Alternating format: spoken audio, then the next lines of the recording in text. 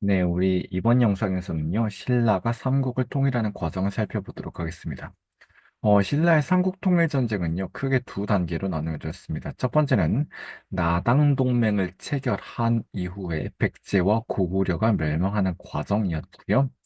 두 번째 단계는 백제와 고구려가 멸망한 이후에 신라가 나당 전쟁에서 승리하면서 진정한 삼국 통일을 이루는 과정이었습니다. 백제와 고구려를 멸망시키는 과정이 어쨌든 외세인 당나라를 끌어들인 결과였다라고 얘기를 한다면 두 번째 단계인 신라의 삼국통일 나당전쟁의 승리는요, 그 외세인 당에 맞서 싸우는 과정이었다라고 얘기해 볼 수 있습니다. 그래서 이 전쟁에서 승리한 이후에 신라는 여기 이 사진에 보이는 비석이 바로 청주에 있는 운천동 신라 사적비라고 하는 건데요. 이 비석에서 자신들의 힘으로 삼국을 통일하였다라고 하는 내용을 드러내면서 자부심을 표출했습니다. 네, 그러면요. 우리 먼저 첫 번째 단계, 나당 동맹을 체결하면서 백제와 고구려가 어떻게 멸망했는지 먼저 살펴보도록 하겠습니다. 먼저 나당 동맹은요, 신라 선덕여왕 때 체결이 되었습니다. 당시 신라 선덕여왕은요, 진평왕의 딸로서 다른 진골 귀족 남자들의 반대를 무릅쓰고 왕위에 올랐습니다. 따라서 선덕여왕은 자신의 왕권을 뒷받침할 수 있는 든든한 지지 세력을 필요로 했습니다. 이때 어떤 세력의 지지를 받았느냐고 하면요. 진골 귀족 가운데서도 인싸가 아니라 아웃사이더들의 지지를 받게 되는데요. 이 진골 귀족 중에 아웃사이더는요. 김춘추와 김유신이란 사람이었습니다. 어, 선덕여왕의 아버지였던 진평왕은 그 전에 있었던 진지왕이 폐위되면서 이제 왕위에 올랐는데요. 이 폐위된 진지왕의 후손 가운데 김용춘, 김춘추라고 하는 사람이 있었습니다. 근데 이 김용춘이라고 하는 사람은요, 아들의 이름을 춘추라고 지었는데, 이 춘추라고 하는 것은 공자가 지은 역사책이거든요. 따라서 그 전까지 신라는 불교적인 색채를 많이 띠게 되는데, 김춘추에서 이 춘추라고 하는 용어의 등장은 바로 신라에서 유교 사상이 중요한 사상적 역할을 하기 시작했다라는 것을 또 잘 보여주는 것이었고요. 또 다른 한편으로는 옛 금관가야의 왕족으로서 김유신 부자가 있었습니다. 김서현, 김유신 부자였는데요. 이렇게 진골 귀족으로 편입된 사람들 가운데 진골 귀족의 핵심 세력이 아니라 아웃사이더들이 신라 왕권과 밀착해서 신라 선덕여 왕의 든든한 지지 세력으로서 자리매김하게 되었습니다. 그런데 신라 선덕여왕은 대외적으로 조금 어려운 상황에 처해 있었습니다. 백제 의자왕, 마지막 왕이었었던 의자왕이 신라를 가열차게 공격하고 있었거든요. 바로 백제가요, 신라 경주로 가는 길목에 있었던, 중요한 길목에 있었던 대야성이라고 하는 성을 함락시키면서 신라를 위기 상황으로 몰아넣게 되었습니다. 대야성이 함락당하게 되자 신라는 경주로 가는, 곧, 경주로 바로 가는 이제 루트가 뚫리게 되었거든요. 그래서 이 대야성이 함락당하면서 신라는 나라에 조금 위기 상황에 처했구나라고 하는 인식을 갖게 되었습니다. 따라서요, 이 신라는 백제를 견제하면서 자기들을 도와줄 수 있을 만한 세력을 찾기 시작했습니다. 가까운 곳에 고구려와 우회가 있었죠. 먼저 고구려의 사신을 파견합니다. 그 사신으로 파견된 사람이 김춘추였고요. 당시 고구려의 집권자였었던 연개소문과 교섭했으나 연개소문은 우리가 너희를 도와줘야 할 이유가 없다. 만약에 도움을 받고 싶으면 너희가 빼앗아간 한강 유역을 우리한테 돌려줘라라고 요구를 하게 됩니다. 근데 김춘추는 한강 유역을 돌려줄 수가 없었겠죠. 신라가 발전할 수 있는 그런 중요한 지역이었으니까요. 그래서 연개소문은 김춘추를 감옥에 가두게 됩니다. 근데 김춘추는 기지를 발휘해서 고구려에서 탈출하게 돼요. 어떤 얘기를 이렇게 풀어서 탈출했느냐? 여러분들이 잘 알고 있는 별주부전이라고는 이야기가 있습니다. 별주부전에서는 자라가 토끼를 잡아왔는데 토끼는 자기 간이 육지에 있다는 이유로 용궁에서 탈출하게 되죠. 마치 그런 것처럼 김춘추는 신라로 나를 돌려보내주면 우리 왕한테 한강 유역을 돌려주자고 제안하겠다라고 이렇게 제안을 하면서 고구려에서 탈출하게 됩니다. 이후에 일본에도 건너가서 교섭했으나 실패로 끝나게 됐고요. 결국 바다 건너 수나라를 이어 중국을 다시 통일한 당태종과 나당 동맹을 결성하게 됩니다. 역시 중국과 신라가 고구려 백제우의 포위를 벗어나서 중국과 동맹을 맺었다는 점에서 동서 세력의 일환으로서 나당 동맹이 체결되었다라는 것을 우리가 알 수가 있는데요. 이 나당동맹의 협상 내용을 보면요. 당과 신라가 서로를 도와준다라고 하는 내용이 첫 번째, 두 번째 항목인데요. 세 번째 항목을 보면요. 당과 신라, 이 나당 연합군이 장차 백제와 고구려를 공격할 텐데, 백제와 고구려를 멸망시킨 이후에는 대동강 지역을 기준으로 대동강 북쪽은 당나라가, 대동강 남쪽은 신라가 차지한다라고는 내용이 담겨 있습니다. 근데 대동강 남쪽 지역은 대부분 백제와 신라의 땅이었고, 대동강 북쪽 지역은 대부분 고구려의 땅이었기 때문에 이것 때문에 이후에 통일신라 영토에서 고구려의 옛 영토를 대부분 잃어버렸다라고 하는 평가를 받게 됩니다. 바로 이 나당 동맹에 있었던 이 세 번째 항목에 해당하는 내용 때문입니다. 자, 어쨌든 나당 동맹이 이렇게 결성이 되었어요. 나당 연합군이 이제 먼저 백제를 때릴 겁니다. 당시 백제는요, 지배층이 분열되어 있었습니다. 백제 마지막 왕이었던 의자왕이 친위 쿠데타를 일으켜서 귀족 세력들을 압박하게 되자 귀족 세력들이 반발하면서 백제 지배층이 분열되었거든요. 그만큼 정치가 혼란스러웠을 겁니다. 그 틈을 타고 당나라 군대와 신라 군대가 백제를 공격했습니다만 특히 신라군은 계백이라고 하는 어, 백제 높은 고위 장군이 맡게 됩니다. 어디에서 막았냐면요. 지금의 논산에 해당하는 황산벌에서 신라군을 맡게 되었는데 황산벌에서 계백의 결사대가 열심히 맞서 싸웠지만 죽음을 각오하고 맞서 싸웠지만 결국 김유신이 이끄는 신라군한테 패배하고 말고요. 이 황산벌 전투 이후에 당나라 군대와 신라군이 연합전선을 형성해서 사비성을 공격했고 웅진성으로 도망가 있던 의자왕이 나당연합군에 항복하게 되니 이때가 660년이었습니다. 그래서 백제가 멸망하게 되었다. 근데 백제가 멸망한 이후에 백제는요, 바로 백제 부흥운동을 일으키게 돼요. 복신과 도침이라는 사람은요, 주류성에서 왕실의 일원이었던 왕자 부여풍을 일본에서 데려오게 됩니다. 그래서 백제라고 하는 나라를 다시 세우려면 기존의 왕족을 왕으로 세워야 백제를 부활시킨다고 할 수가 있겠죠. 그래서 복신과 도침은 주류성에서 부여풍을 왕으로 세웠고요. 또 다른 한편으로는 임존성을 거점으로 부흥운동을 일으켰던 흑치상지라는 사람이 있었습니다. 따라서 복신과 도침의 주류성, 흑치상지의 임존성 이렇게 두 팀으로 나뉘어서 백제 부흥운동이 전개가 되었는데요. 문제는 문제는 복신과 도침이 서로 이제 분열되기 시작했다라고 하는 겁니다. 복신은요, 도침과 이제 불화가 일어나게 되는데요. 누가 이 부흥 운동의 주도권을 장악할 것이냐, 그리고 장차 누가 권력을 장악할 것이냐를 둘러싸고 이 둘 사이에서 갈등이 일어나게 됩니다. 결국 복신이 도침을 죽이게 되었고, 또한 복신은 자기가 이제 최고 권력자가 되고자 부여풍까지 죽이려고 해요. 근데 부여풍이 이 사실을 미리 알고 복신을 죽이게 됩니다.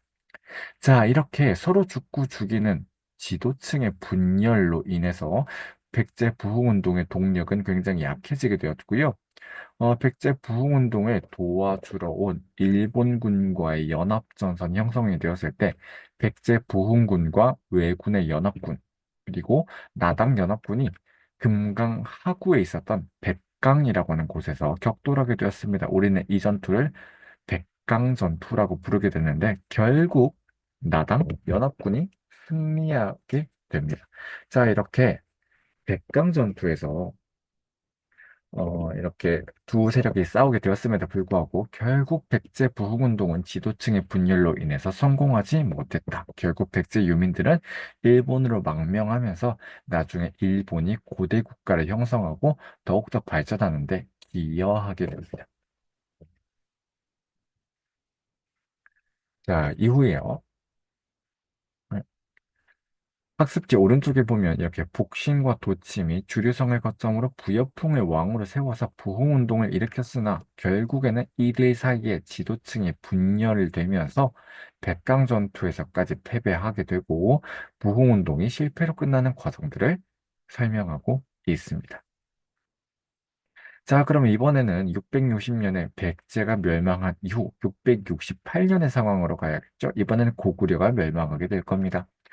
당시 고구려도 역시 백제와 마찬가지로 지배층이 분열되어 있었습니다.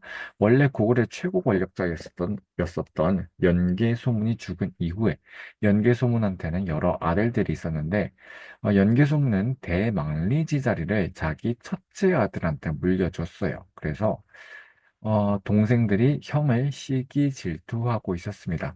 그런데 마침 첫째 형, 연남생이 전쟁터에 나간 사이에 둘째 아들인 연남권이 권력을 장악했고 또 셋째 아들과의 반목이 일어나게 되었습니다.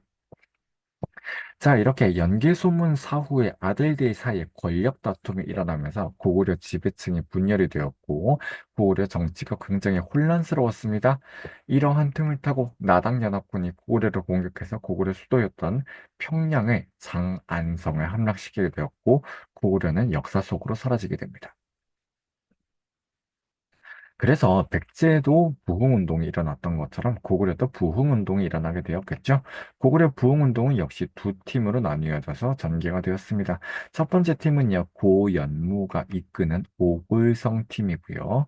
두 번째 팀은 건모잠이 이끄는 한성팀입니다. 특히 한성팀은 고구려 왕족이었던 안승을 왕으로 추대하면서 고구려 부흥운동의 동력을 얻으려고 했습니다. 고연무는 요동지방에서 고구려 유민들을 결집을 시켰고요.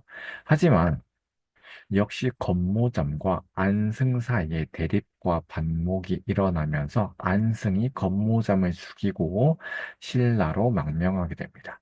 이때 안승은요, 익산 지역으로 갔고요. 익산 지역으로 가가지고 어, 네, 신라 문무왕으로한테 책봉을 받아서 신라의 제후국이 됩니다. 이 나라를 우리는 보덕국이라 부르게 되는데 어쨌든 안승은 신라로 망명하게 되었는데요.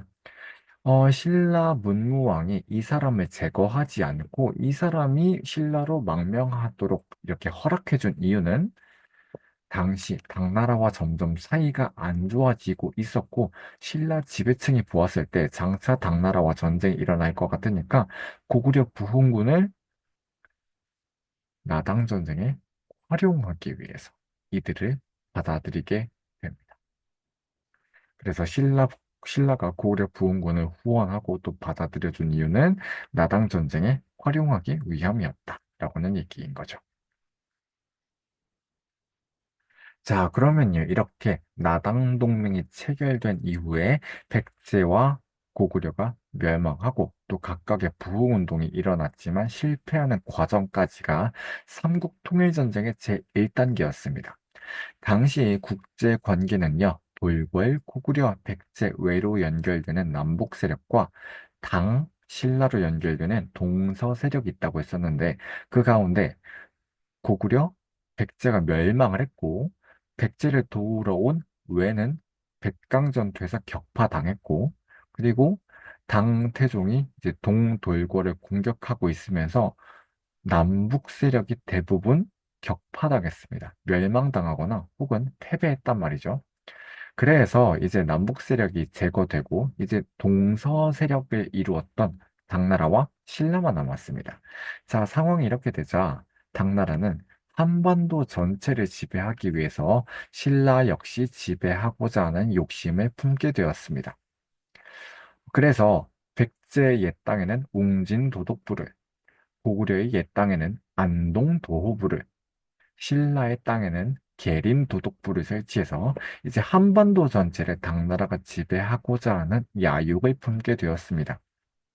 상황이 이렇게 되자 신라는 고구려 부흥군과 백제 유민들을 후원함으로써 당나라와의 전쟁에 대비하고자 했습니다.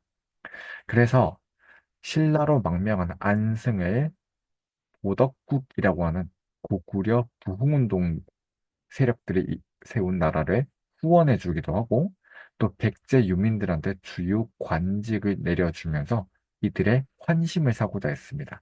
전부 다 고구려 백제를 신라에 융합시키면서 일통삼한의식을 발달시키고자 하는 의도 때문이었던 것이죠.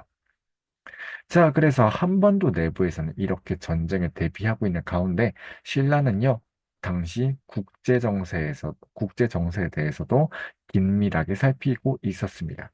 당시 당나라는요, 지금의 티베트에 해당하는 토번이라고 하는 나라와 전쟁을 하고 있었는데요. 특히 토번은 원래 당나라랑 사이가 좋았다가 이때에 되면 토번의 지배층이 당나라한테 당당하게 이렇게 큰 소리를 치는 사람들이 등장했습니다. 그래서 당나라와 토번의 사이가 점점 안 좋아지는 가운데 토번의 군대가 당나라 수도였던 장안까지 진격해서 당나라를 위협하는 상황이 발생하게 돼요. 자, 그래서 당나라 입장에서는 동쪽의 신라보다 서쪽의 토번을 상대하는 게 더욱더 급했습니다. 따라서 당나라의 주력 부대가 서쪽으로 전부 다 이동했겠죠. 따라서 당나라의 주력 부대가 빠진 동쪽 전선에 당했었던 신라는요, 이 틈을 이용해서 당나라를 공격하면 우리가 이길 수 있겠다라는 판단을 했습니다. 따라서 나당 전쟁이라고 하는 전쟁은요, 당시 국제 정세를 긴밀하게 파악하고 있었던 신라 지배층이 스스로 약자의 입장에서 선택한 전쟁이라고 볼 수가 있겠습니다. 그러면 약자가 강자를 이기기 위해서는 이렇게 국제 정세를 잘 살필 뿐만이 아니라 군사도 체계적으로 훈련시켜야겠죠. 그래서 당시 당나라 군대는요, 기병이 많았는데요. 기병은 말을 타고 이렇게 상대를 하는 거잖아요. 말들한테 겁을 주기 위해서는 창으로 이렇게 위협을 가해야 돼요. 그래서 신라 보병들을 장창으로 무장시켜서 당나라 기병 부대 대응하려고 하기도 하고 또 쇠뇌 부대를 육성해서 기병 부대를 더욱더 위협하고자 했습니다. 자, 이렇게 고구려 부흥운동 백제 유민들을 포섭함으로써 삼국을 통일한 이런 나라로서의 자부심을 드러냈고 또 뿐만이 아니라 당과 토번의 전쟁이라고는 당시 국제 정세를 잘 파악하고 있었고 또 장창 보병과 쇠뇌 부대를 육성해서 군사 훈련도 체계적으로 시키고 있었다라고 하는 거죠. 이렇게 전쟁에 준비하고 있었기 때문에 나당 전쟁 말기에 일어난 매소성 전투와 기벌포 전투에서 당나라 군대를 격파하고 대동강 이남 지역에서 당의 세력을 축출함으로써 진정한 삼국 통일을 완수할 수 있었습니다. 자, 이렇게 신라의 삼국통일은요, 외세를 끌어들이면서 시작이 되었지만, 또 다른 한편으로는 스스로 되게 잘 판단하고 노력해서 일구어낸 결과이기도 합니다. 따라서 한반도 전체를 지배하려고 했었던 당나라의 의도를 저지하면서 고구려 부흥군, 백제 유민들을 신라 안으로 끌어들여서 새로운 문화 발전에 기여하기도 했다라고 하는 것이고요. 또 신라가 이렇게 당나라한테 승리하는 과정을 살펴본 요동지방에 있었던 고구려 유민들은 우리도 나라를 다시 한번 세워보자라고 하는 이런 생각을 품게 되었겠죠. 그래서 장차 발해라고 하는 나라가 세워지는데도 영향을 미치게 됩니다. 뿐만이 아니라요, 또 다른 한편으로는 어쨌든 통일 과정에서 외부 세력인 당나라의 도움을 받기도 했고, 또 나당 동맹 당시의 협상 내용 가운데 대동강을 기준으로 북쪽은 당나라가, 남쪽은 신라가 차지한다라고 하는 내용이 있었죠. 따라서 신라의 땅은 고구려의 대부분의 옛 영토를 당나라한테 넘겨주면서 대동강 이남 지역만을 차지하는 데 불과하게 되었습니다. 따라서 일각에서는 이렇게 비판을 하기도 해요. 신라의 삼국통일은 삼국통일이라 부를 수 없고 고구려의 옛 영토를 대부분 잃어버렸기 때문에 고구려를 통일한 것이 아니라 백제 영토를 신라한테 통합한 것에 불과하다라고 하는 비판이 있기도 합니다. 그래서 이번 학습지 세 번째 주제 제목이 통일과 통합인 거고요. 그래서 이 신라의 삼국통일을 삼국통일이라고 볼 수가 있는지, 볼 수 없다면 백제 통합전쟁이라고 보아야 하는지 이 부분들을 이제 여러분들이 고민하면서 공부를 하면 좋겠다라고 하는 얘기입니다. 그래서요, 나당 전쟁은요, 이 매소성 전투와 기벌포 전투에서 결정적인 승리를 거두면서, 신라가 승리를 거두게 되었는데요. 그 가운데 매소성 전투에 관한 사료가 여기 나타나 있습니다. 자, 그래서 매소성 전투와 기벌포 전투에서 승리를 계기로 해서 신라는요, 당나라의 세력을 대동강 이남 지역, 특히 한반도 지역에서 완전히 쫓아내게 되었고, 넓은 영토를 차지하게 되면서 스스로 자부심을 드러냈습니다. 어떤 내용이었느냐? 청주, 운천동, 신라비 혹은 신라사적비라고 하는 내용에 따르면 삼한을 통일해서 혹은 통합해서 영토가 더욱더 넓어졌다. 그래서 우리가 고구려, 백제, 신라라고 하는 이 세 나라를 하나로 합쳤다라고 하는 이런 자부심을 드러내기도 했습니다. 자, 그래서 우리 이번 영상에서는요, 신라가 삼국을 통일하는 과정을 두 단계로 나누어서 살펴보았습니다. 첫 번째 단계는요, 나당 동맹이 형성된 이후에 백제를 멸망시키고 또 백제 부흥군을 분쇄시키고 또 그 다음에 고구려를 멸망시키고 고구려 부흥군을 저지했었죠. 그래서 백제와 고구려가 멸망하기까지의 과정이 1단계였다면 그 이후에 동서 세력만 남았다라고 했었죠. 당나라와 신라만 남은 상황에서 당나라가 이제 신라까지 병합해서 한반도 전체를 지배하려고 하자 신라는 여기에 당당히 맞서서 나당 전쟁을 선택했다라고 했습니다. 따라서 삼국 통일 전쟁 의 전개 과정을 두 단계로 살펴보았고 그럼에도 불구하고 이 신라 삼국 통일을 진정한 통일이라고 부를 수가 있는지 고구려의 옛 영토를 잃어버렸기 때문에 백제의 영토를 통합한 수준에 그치는 것은 아닌지 이 부분에 좀 고민해 보았고요. 그럼에도 불구하고 신라인들이 스스로 남긴 기록에 따르면 우리는 삼국을 통일해서 하나로 합쳐서 영토를 더욱더 넓혔다라고 하는 자부심을 드러내기도 했다. 그래서 일통삼한 의식을 잘 보여주는 대표적인 사료입니다. 자, 그러면요. 우리의 시험 범위는 바로 여기까지입니다. 그래서 우리 구석기, 신석기, 고조선, 그리고 초기 철기에 이어서 삼국시대 전개 과정을 아주 천천히 좀 급하기도 했지만 이렇게 살펴보았고요. 그 이후에 신라가 삼국 통일을 하게 되는 과정까지가 이번 시험 범위입니다. 자, 그래서 이 부분들 굉장히 관련된 내용들도 많고 익혀야 할 사실과 해석들도 굉장히 많지만 잘 정리해서 이번 시험에서 좋은 성과를 거두었으면 좋겠습니다.